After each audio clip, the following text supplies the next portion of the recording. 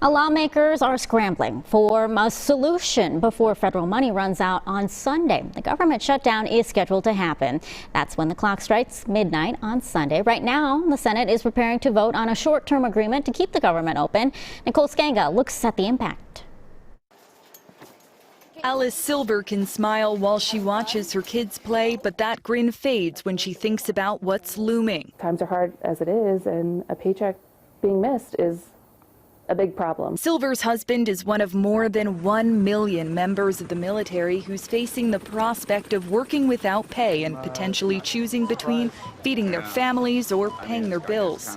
She had a message for members of Congress who will still be receiving paychecks during the shutdown. Make a decision, get their stuff together and think about us real people who have real problems and real bills to pay. House Speaker Kevin McCarthy wants a short-term bill to keep the government open, but far-right members of his own party say they'll vote against it. My stance isn't trying to shut the government down, it's trying to shut off the unlimited spending of the federal government's credit cards. Those same GOP hardliners are threatening to vote McCarthy out as Speaker, even as he's moved more and more to the right over time to accommodate them, but to no avail. Members say they only want to vote for individual bills, but they hold me up all summer and won't let me bring individual bills up.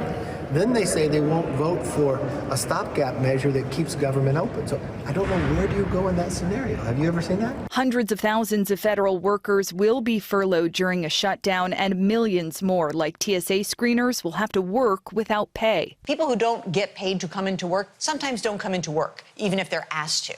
So getting through an airport could be hard, getting a passport could be hard. The shutdown takes effect at 12:01 a.m. on Sunday morning. Nicole Skanga, CBS News, Capitol Hill. According to the House Democratic Caucus, the shutdown will have an immediate impact here on Minnesota. More than 20,000 federal workers will either be furloughed or forced to work for no pay. That includes nearly 19,000 members of the U.S. military and reserves. 108,000 women, children, and babies will lose access to supplemental food benefits under the WIC program. A group of about 20 Republicans continue to block compromise.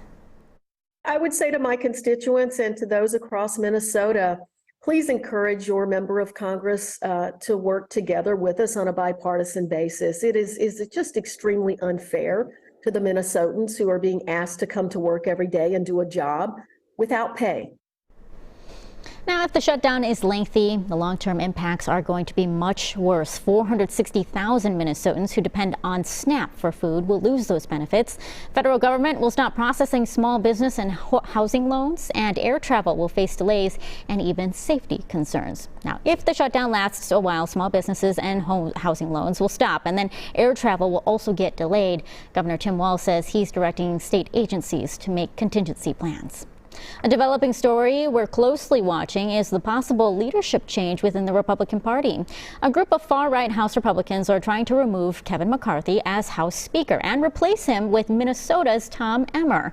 They're reportedly frustrated with McCarthy's federal funding plan. Emmer did not indicate if he wanted to pursue the speakership. He did tell WCCO he fully supports Speaker McCarthy.